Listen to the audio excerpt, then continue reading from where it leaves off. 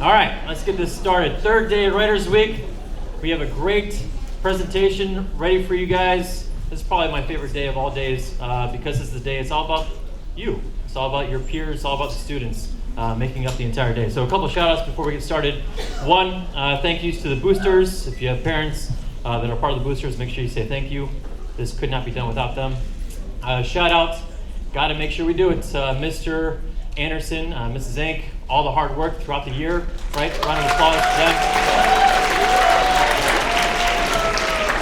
Thank you so much. And then here's one plug, you've probably heard it already, but posters. Beautiful posters up here, $10 a piece. Come grab them, right? We have many of them here. And then buttons, 3 for $1 afterwards as well. Let's get this started. First one we have, student Varsha Krishna.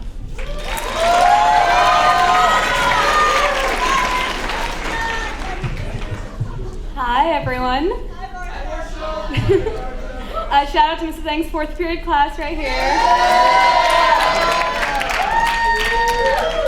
So this is my Common App, which I just changed up a little bit for you guys. All right? The room is dark and filled with a deafening silence. All eyes watch the velvet curtains in anticipation of what comes next. I stand with my back pressed against the wall, my heart racing. A familiar doubt begins to fill me. What qualifies you to do this? Remember the last time? What makes you think that they won't laugh at you? I know that my fear is irrational. As a debater and a dancer, I've opened myself up to judgment from strangers on innumerable occasions. However, it's different with singing. My last performance unravels in my mind, scene by scene. The shaking, the off-key notes, the slinking off stage, conscious of the audience's imminent verdict. I fight back. I attempt to conjure up happy memories of singing, the days spent leaning against my windowsill, pretending I was some kind of modern-day Indian Cinderella, waiting for the neighborhood birds and critters to be drawn to my voice. But my inner ramblings, laced with potent fear, drag me back to the stage ahead of me. I really do want this. Singing has been my refuge for most of my life. I've used it as a crutch during both happy and sad moments, but I hadn't done it publicly in nearly 5 years. I learned classical singing for a decade, but no matter how much training I received, the fear of performing for others still overwhelmingly occupied my mind. I enrolled in this class to prove myself, to shatter expectations and to uncover latent confidence. And for 2 solid weeks, every single minute has revolved around perfecting this capstone performance. But the courage I had yesterday isn't here anymore. I thought I'd be able to do this. I thought I had overcome my fear. I want to run away more than anything. I don't want to climb on that stage. I don't want to broadcast my insecurities. But I force myself to stay. I plant my feet firmly into the ground and I await my cue. I refuse to give up after all of the hard work that I've put into this. It begins. The spotlight shines down on the empty stage and the opening notes to our first song start playing over the loudspeakers. It's time. Surprisingly, inexplicably, I skip on the stage with a huge smile. I open my mouth with a brief twinge of fear, but my voice comes out clear and bold. I let go of all the expectations and all of the nerves and just enjoy myself. And there hasn't been a more exhilarating moment in my life. In that second, I realized I didn't fear singing or performing, but I feared failure.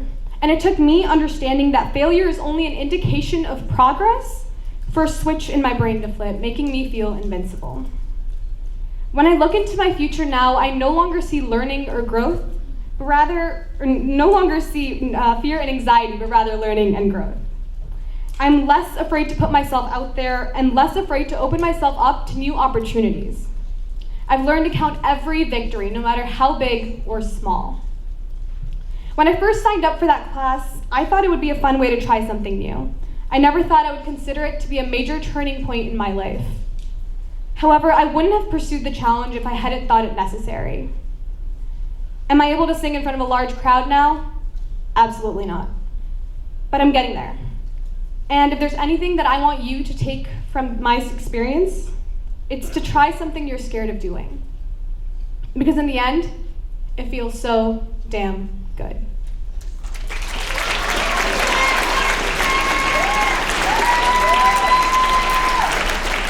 Next up is Gabe Klassen.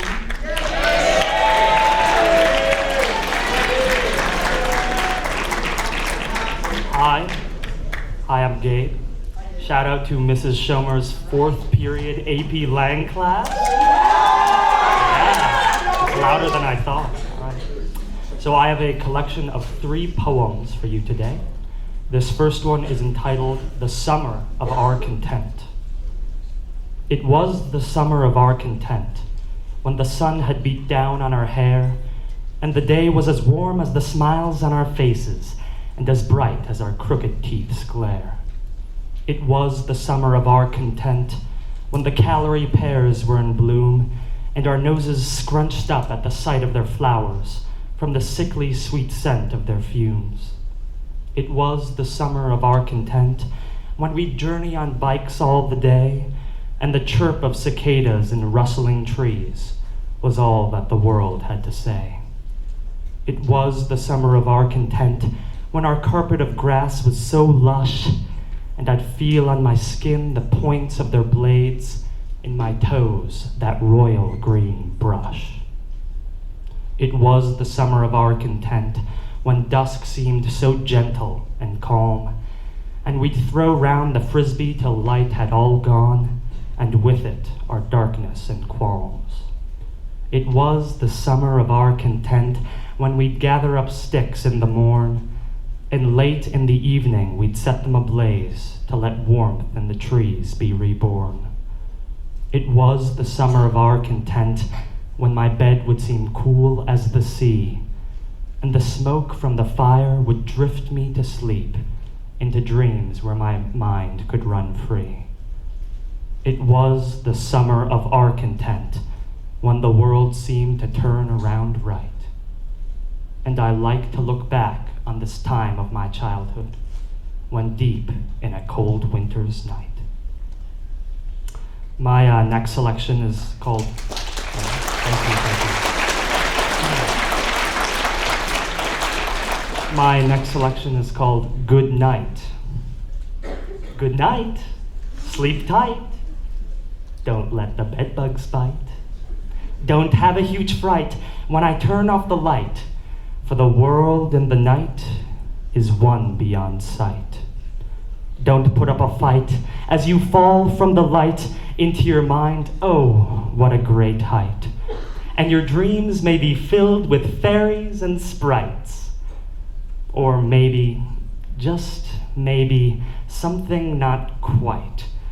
When what's around you is beyond your might, that voice in your head is not but a blight. You are just an acolyte, as it demands you to find an insight. And while that would so delight, the circumstances despite. And when you return to the daylight, something will not be quite right. Yet it will still not be brought to light. What happens in the world of the night.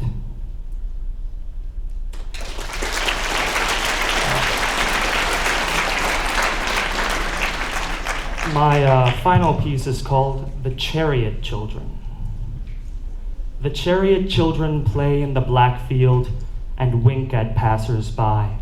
Their seductive glint entrances all who look and turns them into gazers. When the time is nigh, the chariot children vanish as the black field gives way to swaths of purple swatches. Tranquility settles. The world is frozen, but the realm of the chariot children stirs. Their play is over, their labors begun.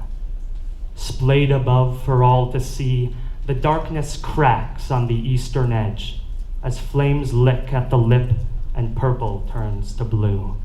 The chariot children burst into view, riding on wheels of flame, with every inch they take, pushing back the black night a mile.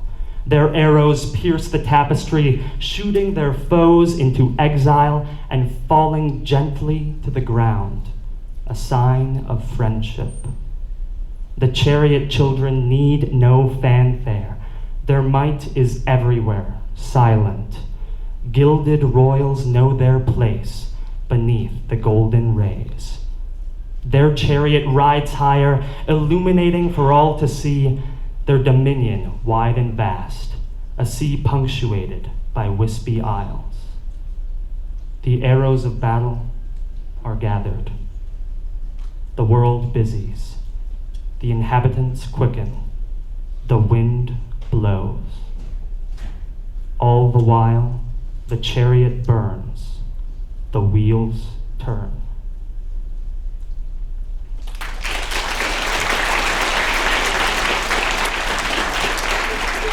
Your next presenter is Megan Keith.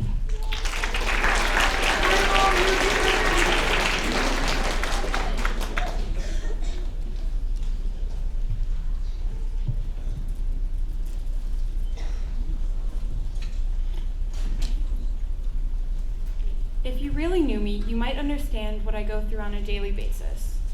I have gone through a lot of crap in my 17 years of life. Many people only see the physical things. You know, the breakdowns or being the first to volunteer for practically anything. But this is my story. Growing up, I spent a lot of time attached to my family. My anxiety is so strong that even going on vacation was a struggle. My parents wouldn't tell me until the morning we were supposed to leave. One of the toughest things was dropping my sister off at college. I cried myself to sleep the first night she wasn't by my side.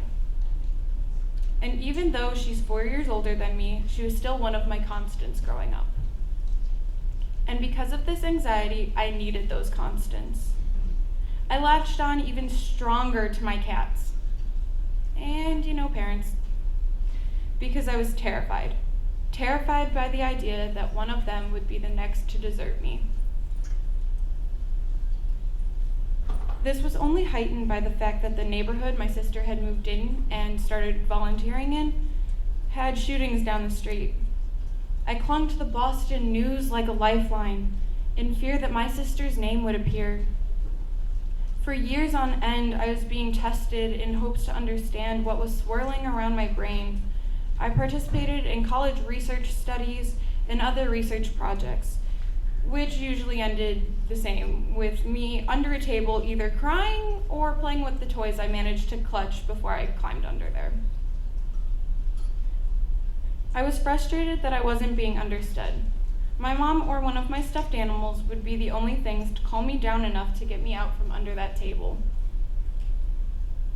From the first time hiding under that table, fear and frustration took over my life, both socially and academically. School in general was a struggle. I would hide under my bed in fear of going to school because, not many of my teachers or friends understood me. I wasn't in any special classes, but I still had specific times that I would meet with a teacher who understood me to the point where she would let me jump on the mini trampoline she kept in her classroom, to let my guard down and be myself for about 20 minutes or so. Then when I would get home, a major meltdown would happen. The glue that held me together disintegrated. I would bang my head against a wall or more than likely a corner of a doorway. My mom could only do so much to calm me down. She would have to wrap her arms around me and squeeze until I stopped screaming. Junior high changed a lot for me. In 7th grade, I was bullied constantly during my gym period. Maybe because I was an athlete and actually enjoyed gym. Maybe because the bullies sensed that I was questioning my sexuality. I'm not really sure why it occurred. Flash into 8th grade. I had hoped that over the summer, my school life would have gotten better, but it did the opposite. The bullying continued, but instead of stopping after gym, my entire day was filled with it. And to make matters worse, some of the teachers even contributed to the bullying, or they inadvertently fanned the flames and made the situation worse. Someone even accidentally threw scissors at my head. By the time anyone realized what was happening to me, I had already started to make a plan to end it, and end it the only way that I thought would work. One of my teachers, Miss Van Dyke, found one of my journal entries and contacted my mom. I got help, and I'm doing okay for the most part now. Freshman year was the first year I started with my official diagnoses of ADHD, Asperger's, sensory processing disorder, and of course, you guessed it, anxiety. My English teacher, Mrs. Loffenvance, became my safe haven. She convinced me to come out to my parents, and I've been out for 2 years. It'll be 3 in March. I've been out to my parents and immediate family. LV has been one of my lifelines throughout high school, and I hope that she continues to be. And frankly, if I hadn't been placed in her class freshman year, I most likely would not be here today. Now I know that not all students have people like LV, but I am beyond grateful that I have her and so many others in my corner.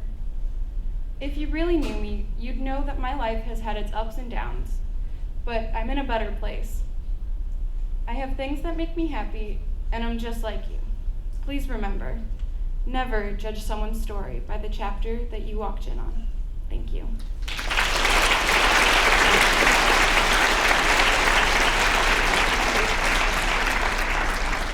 Your next presenter is Andrew Kim.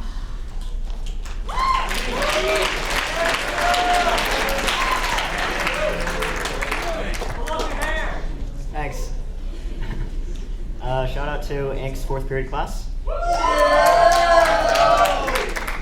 And this piece is kind of sort of a message to people who are hurting inside yet they refuse to seek out help. So I hope that this kind of inspires you to do so. It starts small and quickly spirals into something sinister. You keep digging yourself deeper and deeper until you're buried by your own thoughts and emotions, yet the only thing in your mind is how? How could it have ended up this way? Why am I stuck here? I must not have tried hard enough, been smart enough, done enough to prevent it, but that's just the thing. You were smart enough, you did do enough, you tried as much as you possibly could have, but instead of helping yourself, you somehow tricked yourself into thinking that you didn't put in enough effort, even though the effort you did put in nearly killed you. Some situations are just unsolvable by yourself, and some situations are just unsolvable by anyone, and that's okay. It's not bad to seek out help from someone. Whether it's due to sorrow, anger, loneliness, depression, anything, we all have low points in our lives. Being hurt by someone close to you can pierce you to the deepest core of your being and render it immobile and scarred. Losing someone can permanently take out a piece of your soul and cause your emotions to feel like putty, easily influenced and flattened under the weight of any pressure. Caring for someone can be rewarding. It can also be strenuous, painful, and depending on the outcome, devastating. And yet, despite all of this, all of life's struggles, its pains, its sorrows, we're expected to continue moving forward. We're expected to never back down, to continue at the pace that we were because we're afraid of being left behind, alone. And so, we continue onward.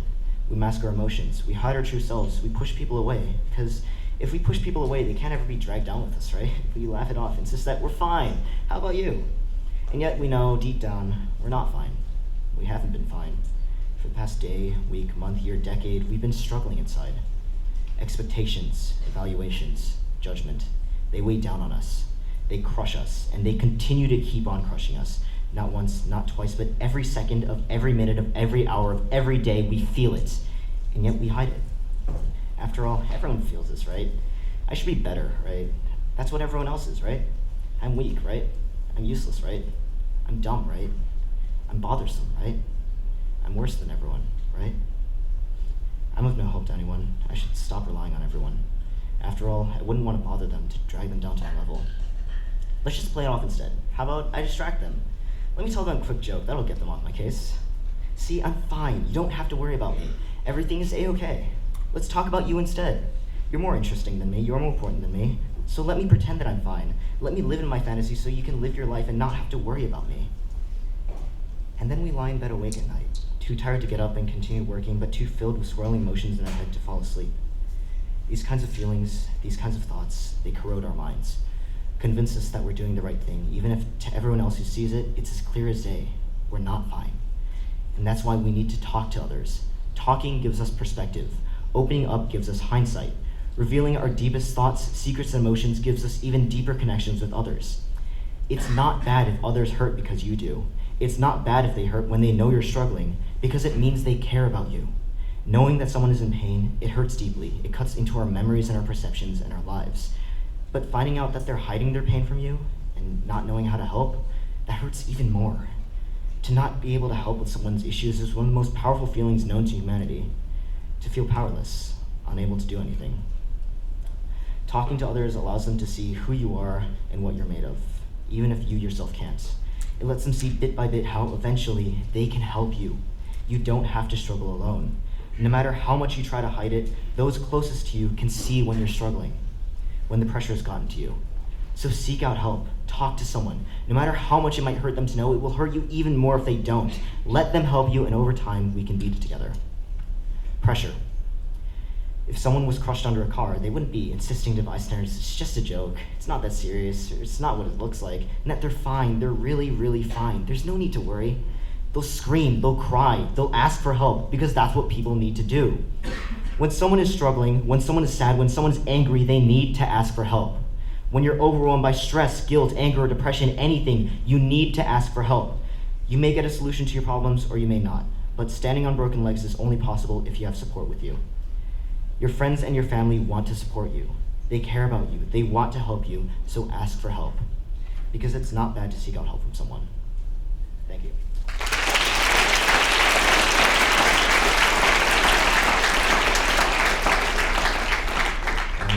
Next up is Ava Fumarola.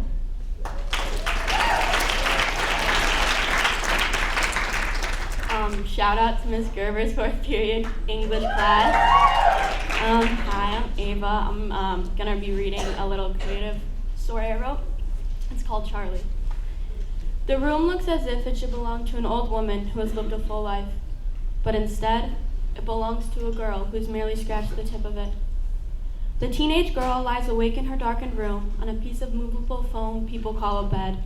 To her left, there's a window that allows the blur of Chicago's glow through, paired with a long shelf full of hopeful feel-good cards, flowers, a teddy bear holding a sign, "Get well soon."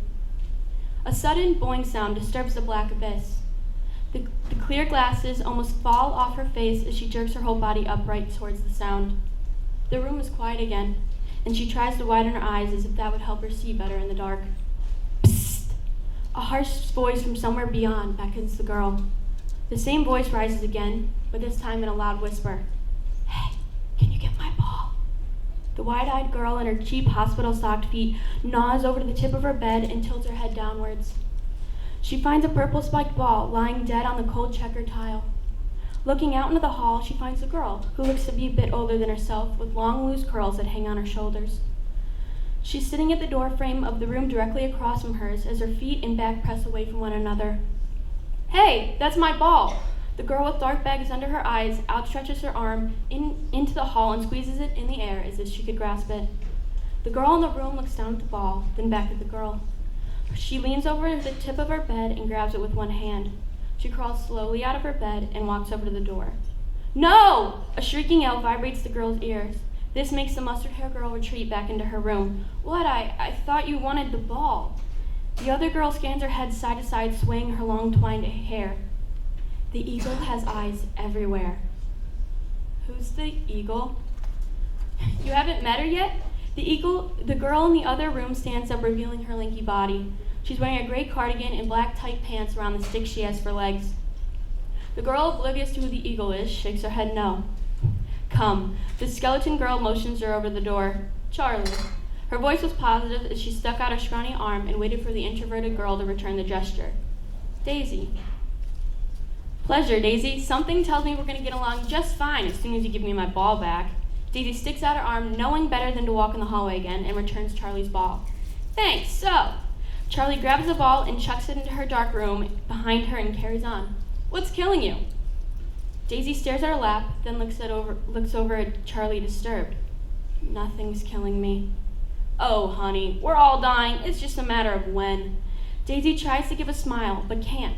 Charlie continues on to say, "Don't get false hope. Every single doctor is going to tell you you've got a chance. Chemo's working. But 10 times out of 10, that person always ends up..." A booming voice echoes down the hall and interrupts her. "Charlie! You know the rule is not a foot out of your room past 9:30. Charlie throws her hands in the air like she had just been busted. "Looky, I did nothing wrong, I swear. I was playing with my ball in my room, and it magically hit my foot and bounced into the new kid's room. She was just being a neighborly neighbor and gave it back to me." Daisy stood back, watching Charlie try to defend herself. While Charlie was trying to prove her innocence, she happened to take a few steps outwards. The eagle glanced down and then back up. Until now. Charlie looks down and sees that she's over the line that divides her room and the hallway. Okay, up until now, I was in my room. But come on, Eeg, don't you believe me? No. The nurse is hesitant to leave Charlie unattended, but then takes a couple steps over to Daisy. You go on now back to bed, Daisy. Forget whatever this one told you. She tends to wake up on the wrong side of the bed every single day. Daisy gives a faint smile and returns to her room. We'll talk later, Charlie. Go to bed. The eagle turns and scowls at Charlie, then heads off in the direction she came. As she walks away, Charlie follows her with her eyes and then tells the shadow of Daisy, yeah, she lightens up once you get to know her. There's a heart underneath all that manliness. Hard to believe it, I know. Daisy gives another limp smile back and nods. Saying nothing, she returns to her oath to go to bed. Charlie gives a soft scoff and does the same. But before Daisy can get too far, she says under her breath, you know you're wrong. Charlie grins and turns towards the girl across the hall. She struts up to the doorway, spreads out both of her arms, and leans against the doorframe. And how's that? Daisy spins to face her. I'm not dying anytime soon. Charlie gives a small chuckle and sneers her ghoulish face. Daisy, you ever wonder why there was a room opening? The end.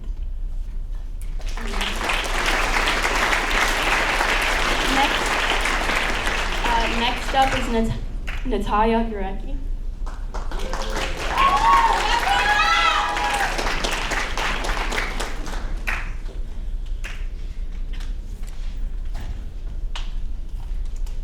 Hi, I'm Natalia. Shout out to Mr. Fritz's 4th period French class. And hi, Mom. So I wrote some poems. There are 4 of them. They're not related. The first one's called Hide and Seek. It's about hide and seek. I'm curled into myself in the front hallway coat closet, waiting to be found by you or someone else, I don't know. It's 8 at night, and your mom, my aunt, is letting you stay later because this is a family party. I hear chatters in the other room like the coyotes that keep me awake at night now, but your footsteps may as well be miles away. So I close my eyes. There's no difference between closed and open eyes with no light to feed them. I blink fast, slow, not at all. All I feel is still air against my skin. I finally shut them nice and long and let myself dissolve. Coats could be bushes or tigers or nothing at all. Shoes could be seashells or books or puddles. I could be a little girl or a cup of Earl Grey tea or a floorboard or thin air. I found the best hiding spot.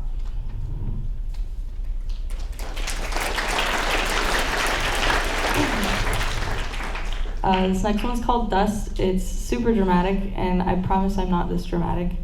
In real life, it was written for an assignment, made sense in the context of the assignment. Anyway, here we go. I lay myself down in the middle of the street and wait. Shut my eyes so I can watch the sunspots dance. Wait for the cracks to swallow me, for the weeds to push through them. I split open, and the foxes come for me, trailing bright red back to the forest. The neighbors' hydrangeas turn from pink to blue. My fingers grow into roots, and my eyes see the world inside out. I'm a fox, 100 birds, 1,000 wildflowers. Breathe me in, dust, everything and nothing all at once.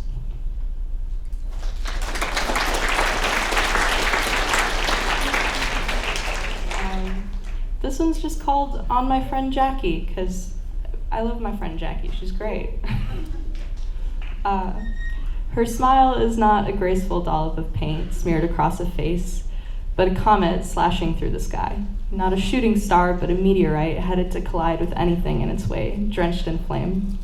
She's got rocks you find by the lake for eyes, dark and mossy, specks of history laced through them. And she has a laugh like the brass section of an orchestra, some parts inside her clanking, broke, but still producing a sound, sure to grab you by the ears and shake you until the coins fall out of your pockets.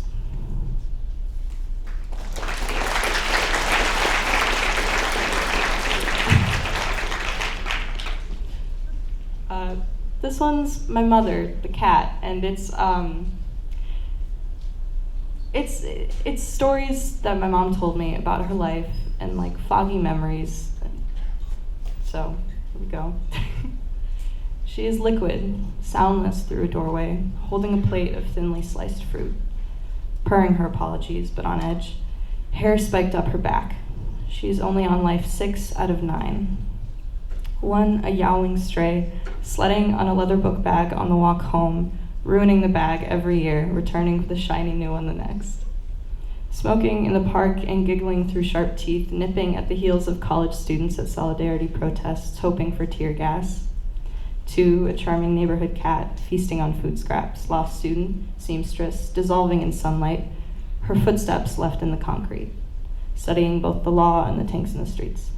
3, a young mother hiding her child from the cold, hissing at those that come near. An honest friend, a line committee head, wading through this life for a washer for her baby's diapers.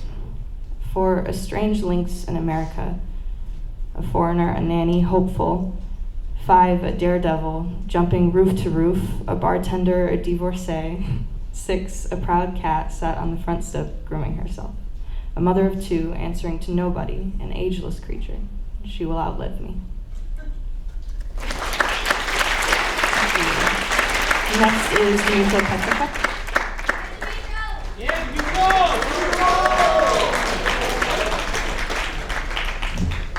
Hi. So I wrote this for an English assignment, and it's a meter based on a collection of poems that were like written by bards in like old Norse. So I found that interesting. So I was like, oh, I'm gonna write a meter in it. I write a poem in it. Yeah. Over a journey to old age follows an enjoyment of greater wisdom and guile. A time of observations have given vantage to how all interact with others. A heart familiar with joy will heave itself over pain, to live delight again. The enclosure of the eyelids has excelling vision over life as its time with people continues to turn. An age of regrets and joy has one gone, each worse or finer than those former. Joy is known needle sharp by one who has passed through much pain. Constantly working, making cash and stress, putting aside a pile for the future. Now time is carefree, feeling relaxed, seeking new talents with my time. Full the circle turns of the shared common fold, controlled by the green tree skin. Mind muddled, having given too much. Life is better relaxed, not busy. Free to act strange without any sentiment, no regard in how the rabble judge. The mind is at ease, no more malaise, tidings bring toxic opinions. My closest friends, constant in my mind, even after when they disappear. My life further stands, looking back, reflecting that I wouldn't have lived any other way. Thank you. Next up, Amina Madani.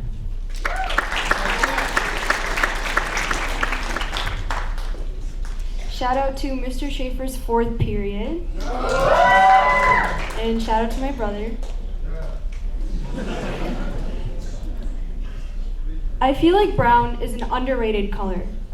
When people think of brown, they usually associate it with mud or dirt. But when I think of the color brown, I think of chocolate or hazelnut. When I was in elementary school, kids would often say that my skin looked dirty or burnt. And to be honest, I was a kid, so I believed it. To quote a Vine, I used to think that I looked like a burnt chicken nugget. As I grew up, I started to realize my skin color wasn't the main issue. In fact, that was the least of my problems. As I began high school, I started to realize how important education was to brown parents. If you are not on top of your game, you have failed your parents' legacy. Let me explain the grade hierarchy to you. A is alright, B is bad, C is catastrophe, and D is for don't even come home. We don't talk about what happens when you get an F. My parents used to tell me stories about how they went to school in India and Pakistan, but these stories are extremely exaggerated. For example, one time my mom told me I had to walk 5 miles to go to school. On my left, there was a hurricane, and on my right, there was a tornado. But I still had straight A's. Well, you see, Mom, I could major in environmental science and fix that issue because climate change exists. But you want me to be a doctor, so I guess we're both out of luck. And have you ever driven or walked by a house in the middle of the winter and their windows were all wide open? Well, it's probably because there is a brown family inside that house cooking up a storm. One time, I was getting ready to go to a friend's birthday party. She had told me that it was at a nice restaurant and I had to dress formally. I had finished getting ready quite early and I decided to take a little nap before I left. Turns out my nap was not very short. I woke up an hour later to the sound of my mom chopping tomatoes and frying onions. I went into panic mode. Not only was I late, but the smell of fried onions and spices had seeped in between every seam and stitch of my clothing. No perfume or Febreze could get rid of that smell. In fact, there could be a zombie apocalypse and I would still smell like fried onions. You know how there's that floating island of plastic bags in the middle of the ocean? Well, if smelling like Patel Brothers isn't enough, let me explain why I think brown people have greatly contributed to that floating island of plastic bags. Every brown kid knows about the infinite plastic bag stash that every brown mom keeps underneath the kitchen sink. And for those of you who are saying that it's bad for the environment, let me tell you something. Brown moms don't care about the environment. There was this one time where we had went to the store just to buy some gum. I scanned the gum and my mom took it from my hands and put it in a plastic bag. I asked my mom why she needed a plastic bag for gum and she replied, "We need more plastic bags at home, beta," which means child. Brown moms have created their own renewable source of plastic bags underneath the kitchen sink. And to be quite honest, I wasn't always proud of my culture because of these weird things that came along with it. I would tell my mom not to pack me rice and dal because the smell made the kids in my class ask questions, and it infiltrated the whole entire room. I wouldn't even post Instagram pictures in my brown clothes because I was so embarrassed. It wasn't until high school where I became more confident in my skin color and my culture. I no longer had to live in the binary perspective of my own culture and the American culture.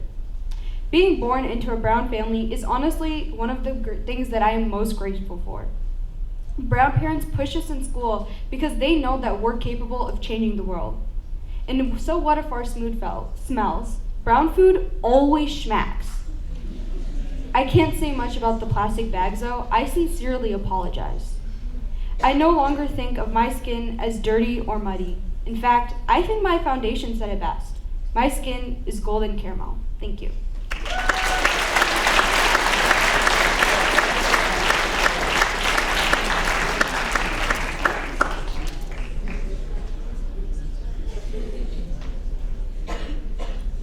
Surprise, there's more. So this is a poem about me being anxious. I twist my fingers again to hear the cracking, the popping, the snap.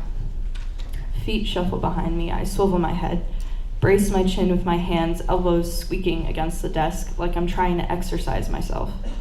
It works. I shudder. I roll my ankles against the tile floor, pops ricochet off the whiteboard. I curl my toes as if I mean to punch someone with my feet. Maybe I do. An imaginary jaw snaps, lather, rinse, repeat. I shouldn't be sitting in the front. I'm a distraction to myself and others. All of me, a distraction.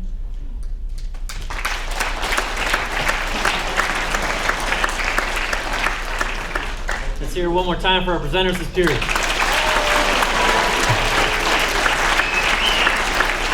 Okay, we have a couple minutes left before you guys are excused. Before you guys go, I have one question for the presenters, if you guys all want to answer this.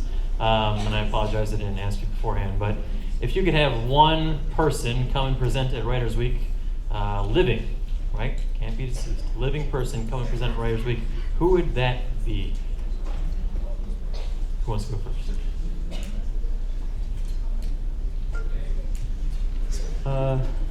I think a person being at Writers Week would be like having somebody that has like a really interesting view on life or like an interesting thing to say.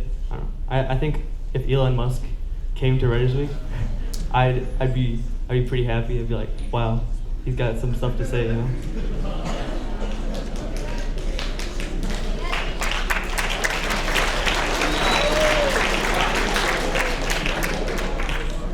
I was here last period, so I wrote down answers. I have two, Blythe Bard and Andrea Gibson.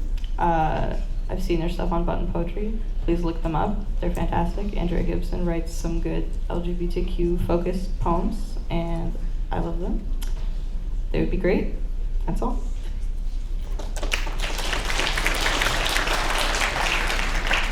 I don't remember the name of the author, but the person who wrote "I'll Give You the Sun," I think is a really, really good book. This is really basic, but Billie Eilish. Probably the author John Green, because he writes a lot of like realistic fiction and stuff with teenagers, so I think that would connect with us. Gavin Kennedy McCarthy. Enough said. I would say Tim O'Brien, author of The Things They Carried. I think it's a really good book.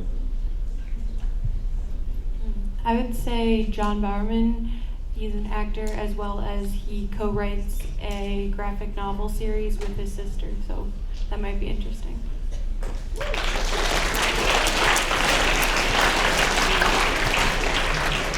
All right, and that's all we got today. Just a reminder, we have buttons up here, 3 for $1, posters, $10. Come and grab one.